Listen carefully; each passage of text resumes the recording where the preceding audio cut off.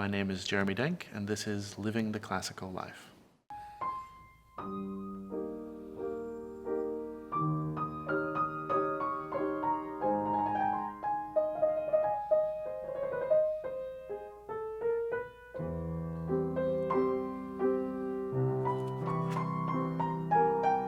Mr. Denk, it's such a pleasure to have you here on Living the Classical Life. Welcome.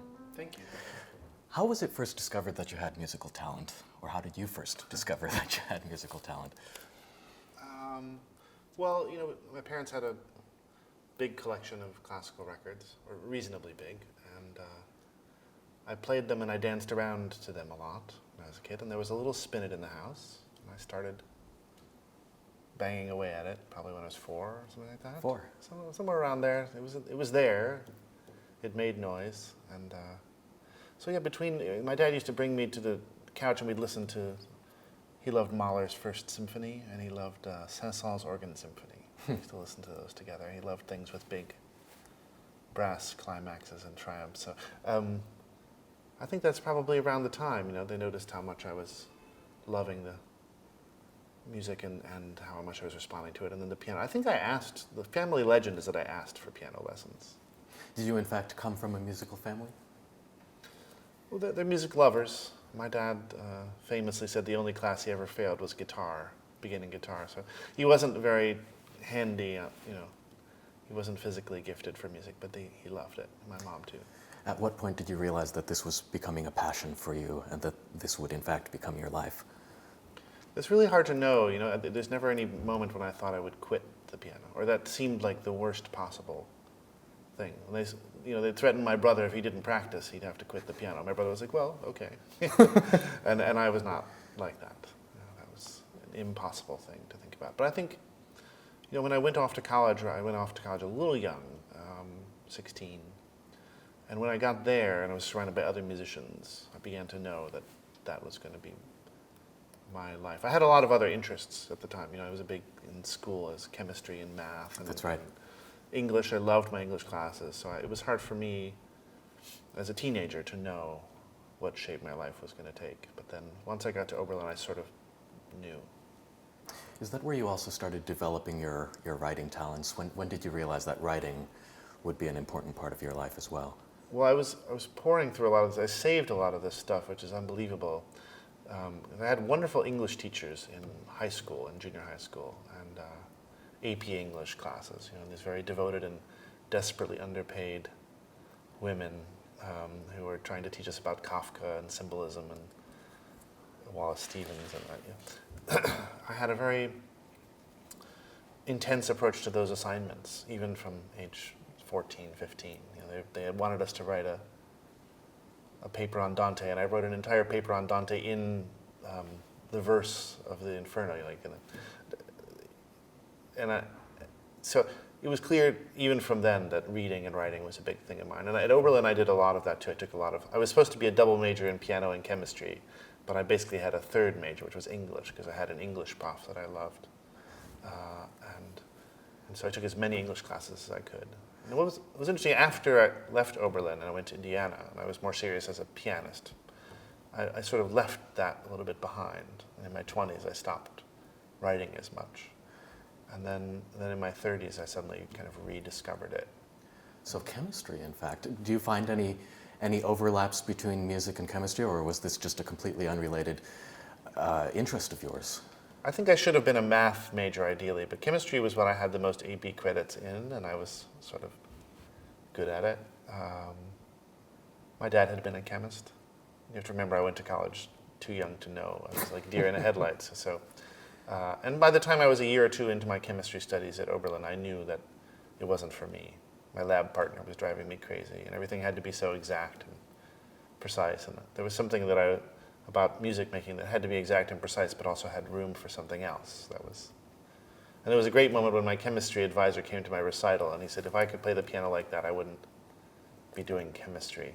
So it was very sweet of him to discourage me from his very own profession. So yeah. Do you find it difficult to find time as a busy traveling artist to balance your music with your writing? Yes. Well, I find it very difficult. I mean, over the last 5 years, playing quite a few concerts. That alone is very demanding, and finding the time, it's such a 11th dimensional chess to figure out how many years ahead, what program you're going to play, when you're going to find the time to play it, where have you played that program before, how can you space out things so you're not going insane. So already being a pianist is a very complicated scheduling thing, and the writing, unfortunately, I used to have this blog that I wrote, for my own pleasure, sort of on airplanes or in hotels at desperate hours. This is Think Denk. Think Denk, which I did for no money for 5 years, just for my own something, happiness or release of some kind. And then, since I began to get real jobs as a writer, the standard is higher, and I find it more difficult to find the time to really do it. This last summer I had to set aside a long time, and I got something done on this. But you're right. It's the problem is that piano playing is incredibly solitary and neurotic, and writing is even more solitary and neurotic. And you don't even have the consolation of hearing the music in a weird way. Yeah. In the life of a traveling musician, learning scores while touring, is it always about constant time pressure deadlines, or do you in fact have time to let things settle and blossom? Ever since I was a kid, and this teacher at Eastern Music Festival told me something that I should have listened to much more closely.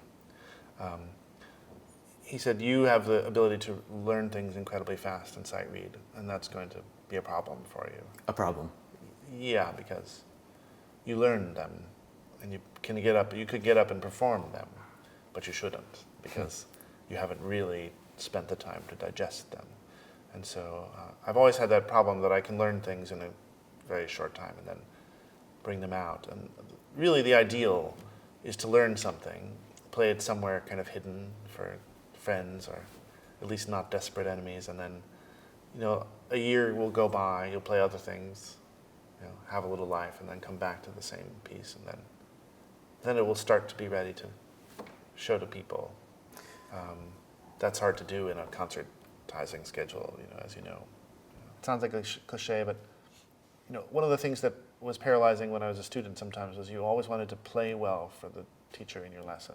And what the teacher said after was a little bit like almost unnecessary medicine sometimes. Like you just wanted to play well and be praised, which is like an incredible waste of time at your lesson. The whole point of a lesson is to be savaged and take the information and then go work with it. And it's hard, when you're young and you need validation too.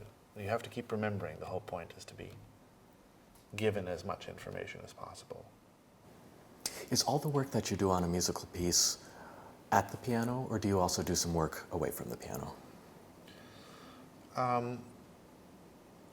Well, they say that the mind does all its greatest work. You finish practicing for 3 hours, and then your brain is still rehearsing it for the next 2 hours. I go in the shower or whatever, and then the piece is suddenly clearer to me then. So I don't self-consciously go and do mental practice as much as I probably should, but it happens. And then, while I'm cooking or something. Tell me about some of your most influential teachers. Who did you study with, and what was their influence? Well, I had a lot of influential teachers. I wrote a whole thing in the New Yorker about Bach, which was a dream of mine to write about him. And the idea of writing about him in the New Yorker would have been unthinkable. It was like, what happened to my life? Whose amazing life have I been dropped into? And I wanted to use that opportunity to talk about, because he was a miraculous teacher, and he was human. He had flaws, but he had this amazing vision of the purpose of music making, which was very pure, and trying to get to the. It wasn't as in many teachers' cases, that's like you want to observe everything in the score. There was a famous teacher at Ravinia who said, "The art of musical interpretation is the translation of a musical text into acoustical correlative." And I thought, oh God, this is the most horrible thing I've ever heard in my life. I can't. And Bach wasn't like that, but he was after some essence of the language of the composer, what the composer is trying to say, and trying to say it in a very clear and simple, unaffected way. And he had the most miraculous way with Mozart. explaining harmonic rhythm in Mozart so that you'd know. He would show how the phrases go sing-song in one pattern, and then suddenly the harmonies expand. It's like you were going, gravity was operating a certain way, and then suddenly it sails off into a kind of free zone. And Mozart was a great master of just that sort of thing. And the way that he explained it, the way that he dealt with it in studio classes and in lessons was amazing. It certainly changed my life, changed my idea of even simple things. And it was a piece, for example, that I hated, that I always thought was a kind of idiotic piece, which is embarrassing to remember. But I used to always think that the Appassionata was like Beethoven on a kind of a weekday, right? The harmonies seemed so pedestrian, kind of obvious, And the way he played it, he talked about how it starts with the three chords, then opening like a bellows, right? And then another three chords. And then this sort of renegade bass. Three chords again. And then three chords again.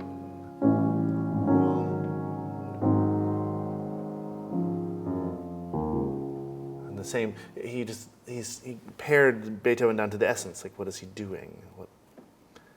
How is he building? And then what is the game? What is the sense of play? Because he had, like in the first variation of that movement, there's that wonderful syncopation of the left hand against, and then suddenly you have this very devout and kind of religious music, and then there's this element of disruption, and that's so important in Beethoven always. It's a sort of a thing that doesn't belong.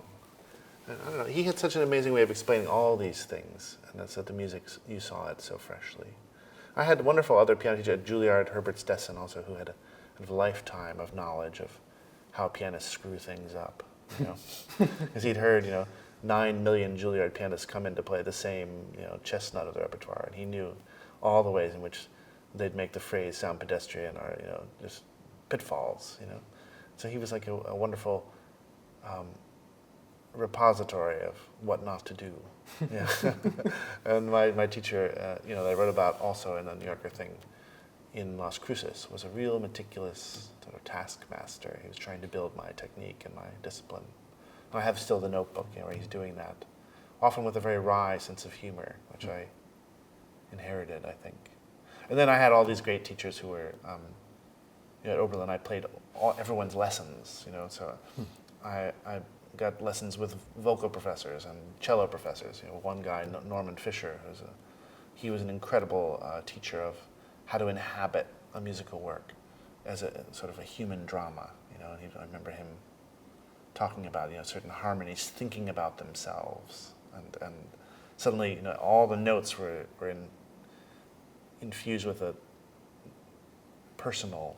They were like characters, and then you were invested in them. You're invested in F major as something, and in C major, and he was great. He was great in that sense. He changed my life also in a very profound way. I had so many, string and voice professors, even wind professors, that I took wisdom from.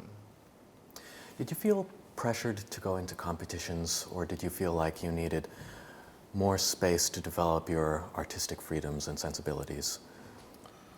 Well, I think everyone needs pressure to just practice and, bring their playing to the highest level. So I did several competitions, partly as a way to build a career, possibly, but I also did them because I felt it would help me to organize. We all need deadlines, right, Yes. to achieve things. And I wish my life had less of them now, but I did a one in London that actually Paul Lewis ended up winning, but I had a great time, and I went and I got third, and I got kissed by Princess Di in the process of getting my award, I faxed everyone the picture of me being kissed by her.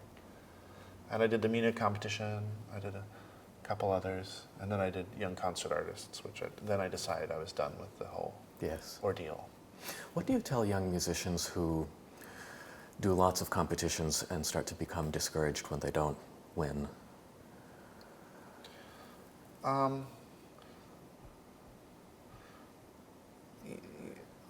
Competitions are almost, in a weird way, meaningless, right? Because it has such a has so much to do with the jury and the composition of the jury and who will offend the least number of people and the sort of committee of musical judgment, which is, so that's what I tell them. But do it for your own pleasure and do it for the ability to bring your playing to the highest level you can.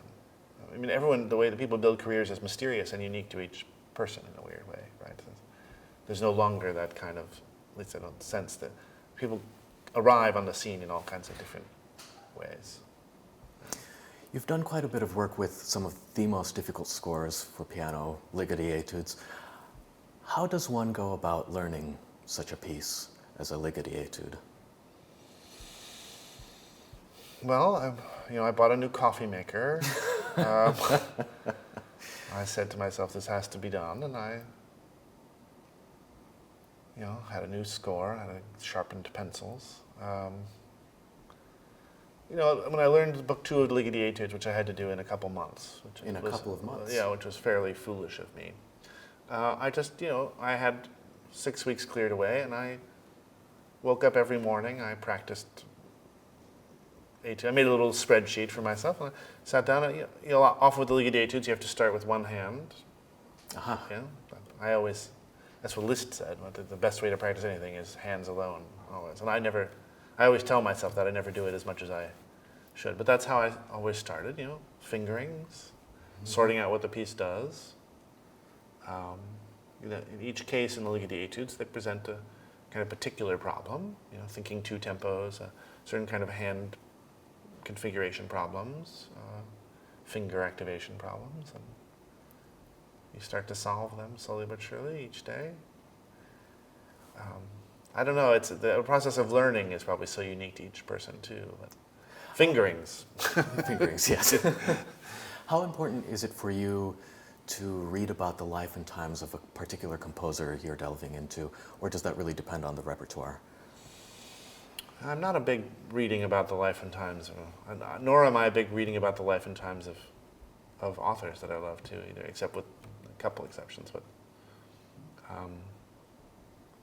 I feel like the music tells me a lot about the life and times.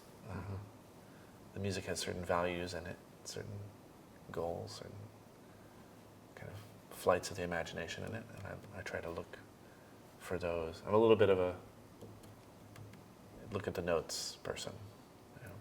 You've been delving into a lot of early music these days. Do you feel it's important to play early music on early instruments, or does that matter to you? I do. I think it's important. I mean, I don't perform on them because I don't have the requisite skills, but I love to hear them. I love to hear what their possibilities are and what people do to create expressivity on them. I have all my issues with certain dogmas that creep up in these early music zones, and I have all kinds of suspicions of things that become systems.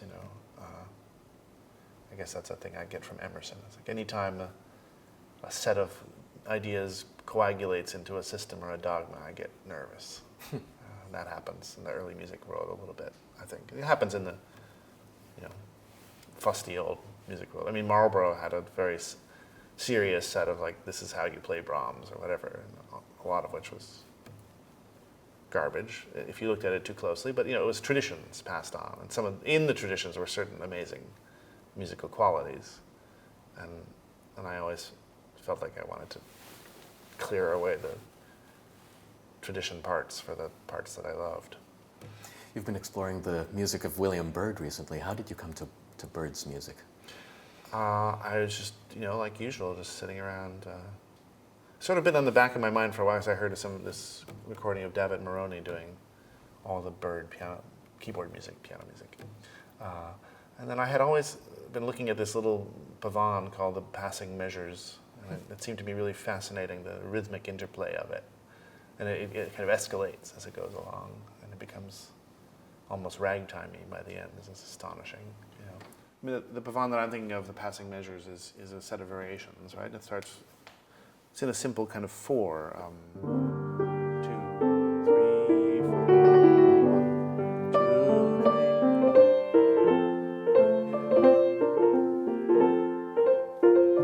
3. Even there you can see. rhythmic play, a little bit of syncopation, but then the next variation, dawn.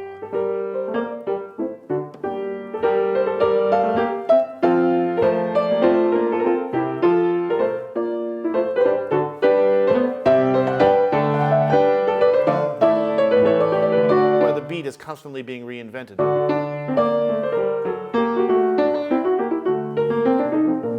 Always between the voices. Then by the end, there's this amazing passage. And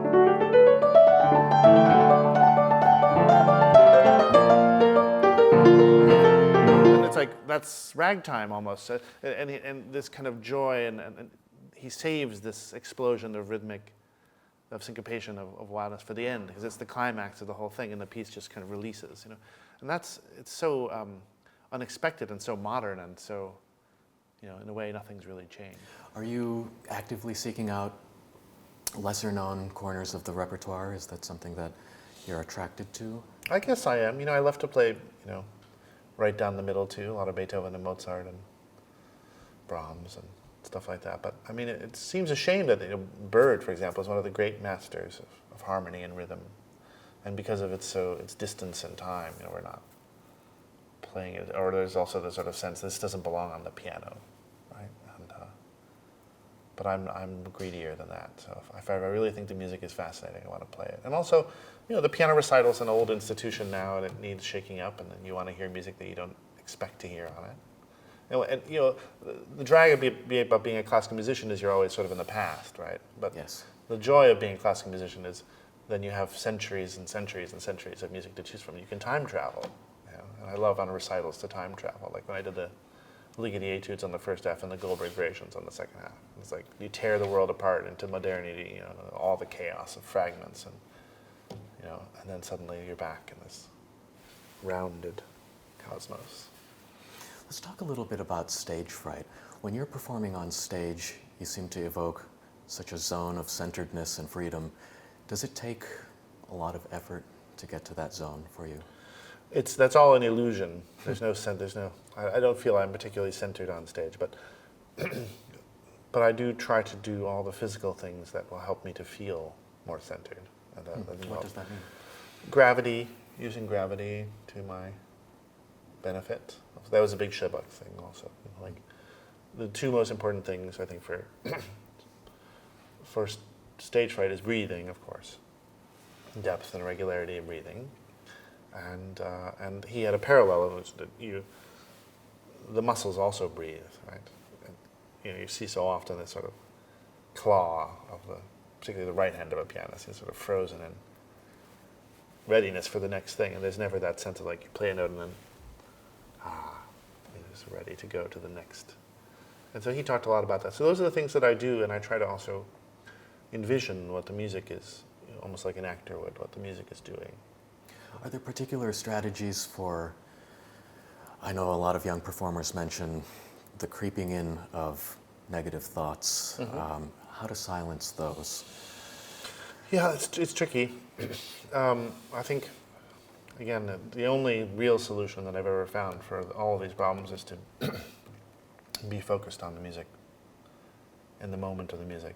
That was a great saying of Schubach's also, that he knew Rubinstein a little bit. And Rubinstein said 3 times in his life, maybe, he felt he was in the music, moment to moment, from the beginning to the end of a piece. Only 3 times.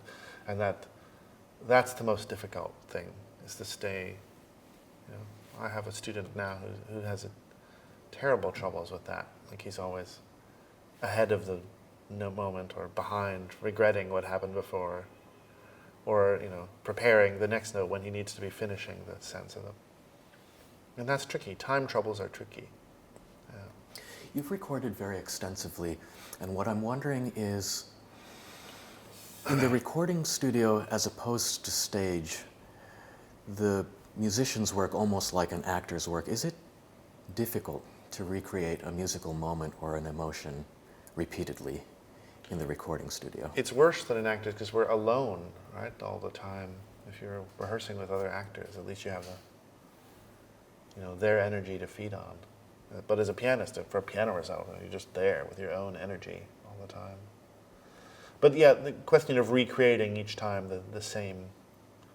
I wrote a whole piece about musical humor on the blog, and that's a big passion of mine. Is that in Mozart, Haydn, and Beethoven, for example, or even in Bach, there's these, ridiculous passages in Bach, where he does the most. What's the one?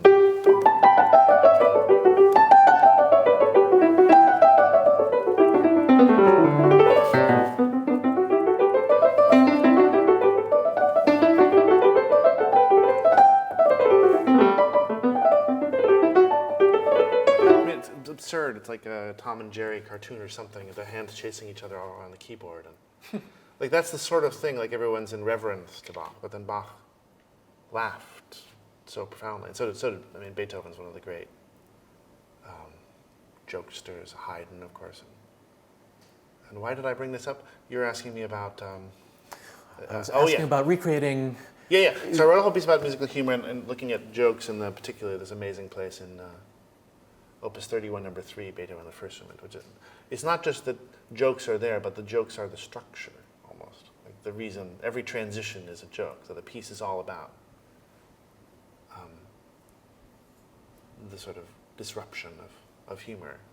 And profundity only makes its way into the corners, but the piece is built on the comic timing, the same kind of comic timing that you have in a Seinfeld episode or whatever, the thing that you don't expect, the thing that comes too soon, the thing that comes too late, the reference to something that's completely conventional that bumps up against the sublime or whatever. All those things happen.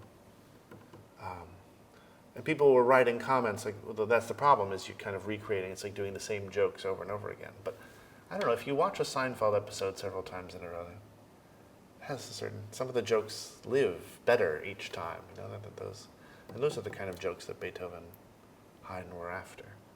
Do your audiences find it surprising that there's room for humor in the classical music world? I don't think so. Sometimes it seems like people have forgotten that that's why this music partly is so great, is that it has room for the Hammerklavier has the most amazing, ridiculous, the second, right here, it ends like that, right, and then this.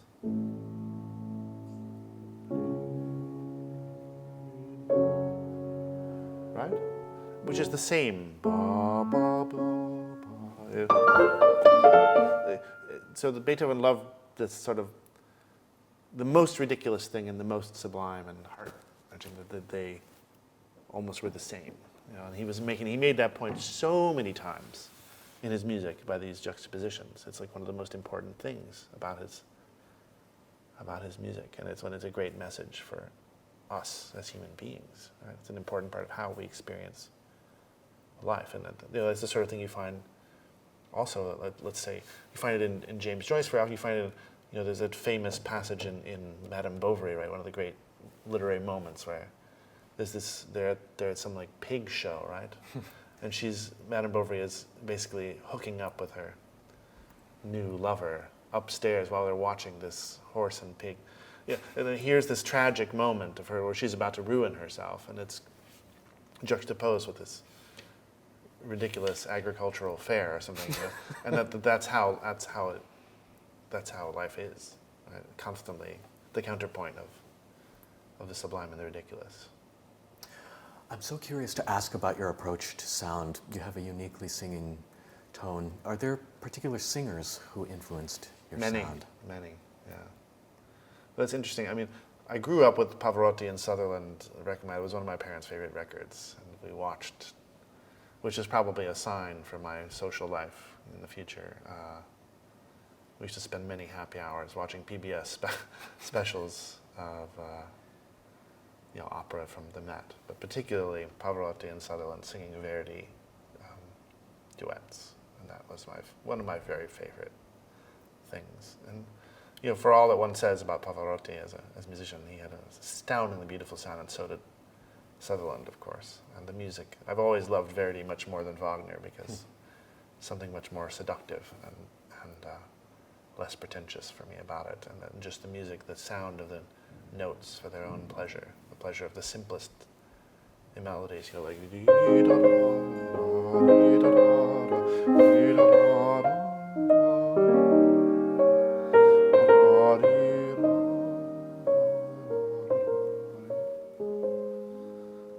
loved that tune.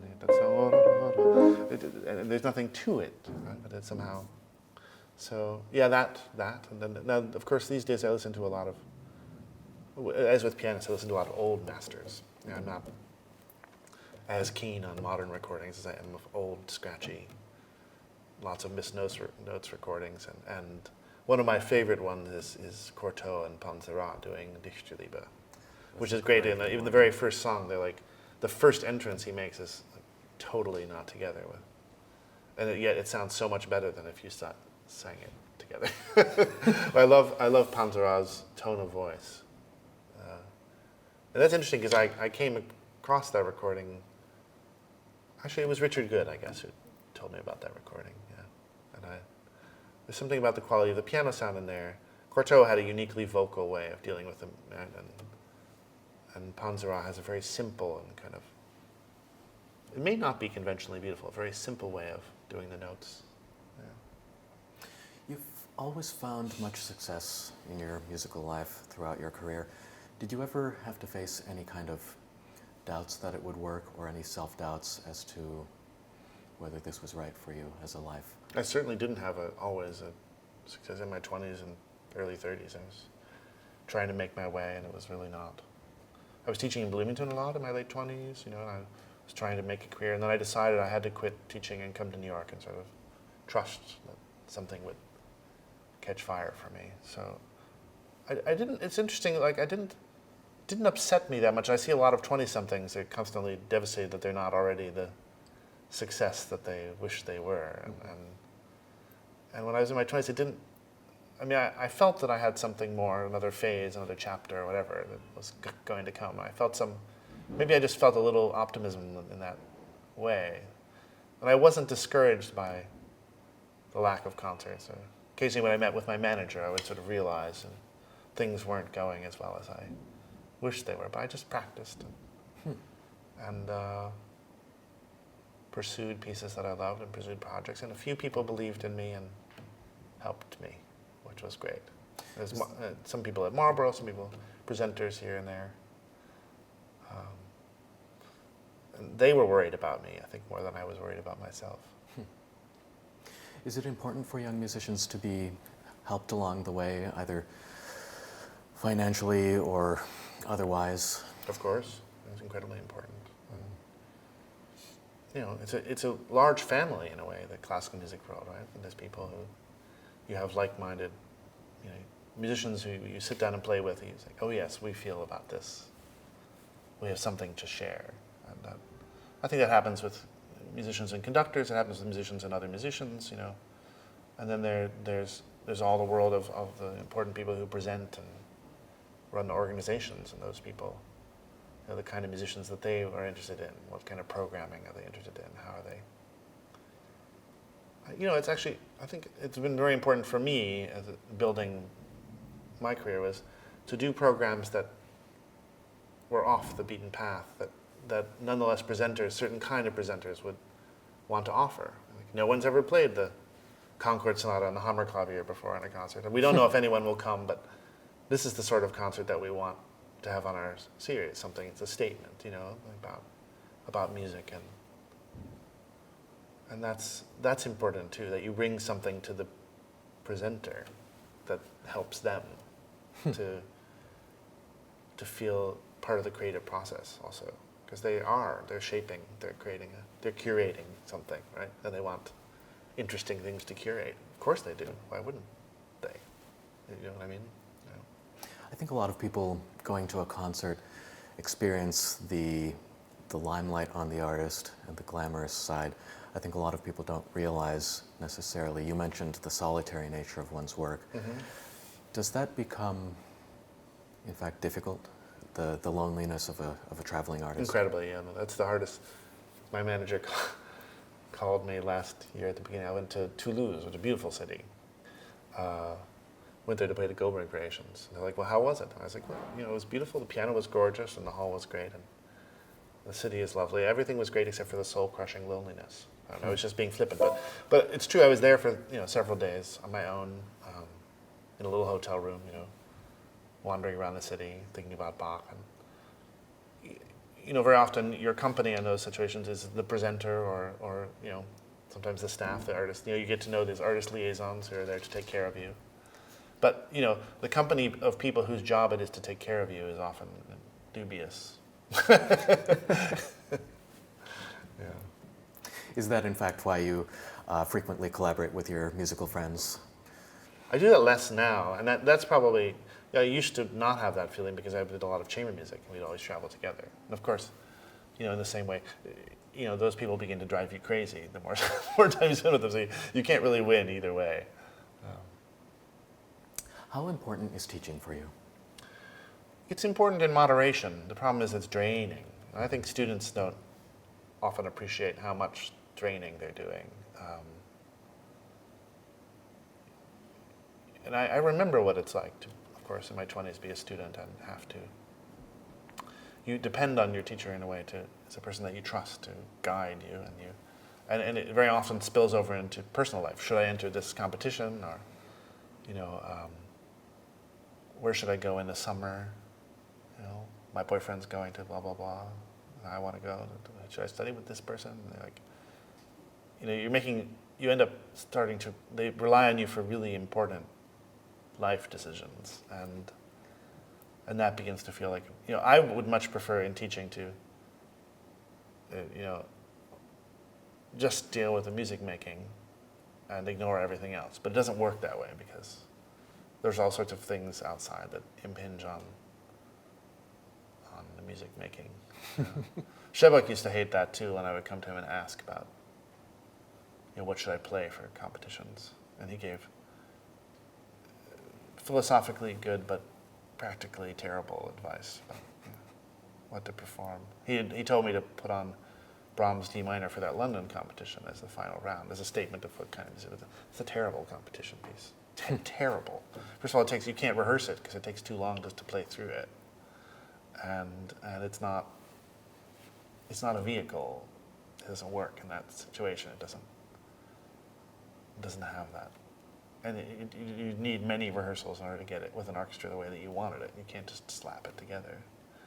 So that's sort of an example. Like, he was a great teacher, but in practical things like that, like what should you play at the end of a competition, he was useless. You've already explored so many corners of the repertoire. Are there still areas that you're hoping to explore? Very excited about Byrd these days, going through that music, and Gibbons also, that Gould also recorded. That music is fascinating to me. I want to play a lot, all the Mozart concertos that I haven't played, because that music I love the Mozart concertos. I feel, it's great when you, like, I don't play Rachmaninoff because I don't feel I have anything to say about Rachmaninoff that other people aren't already saying. It's great music, great composer. There's nothing that I feel I can dig my teeth into, my mental teeth or whatever. But Mozart concertos, sometimes I do feel there's avenues there that people haven't explored as much as I would like to. And so that fills me with pleasure to try to play something, try to find a new path through that stuff. Thank you so much for being here, Mr. Denk. It's Pleasure. such a pleasure, and I wish you much luck with your future endeavors. Thanks. Thank you so much.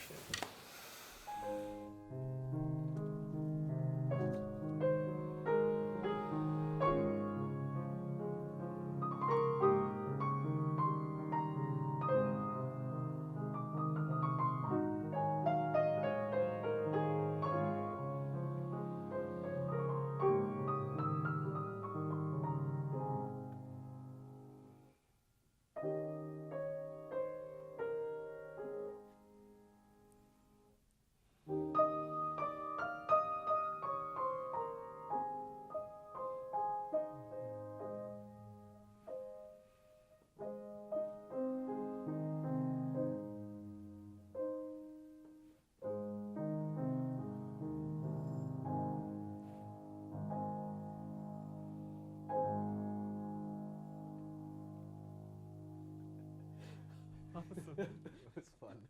Yes.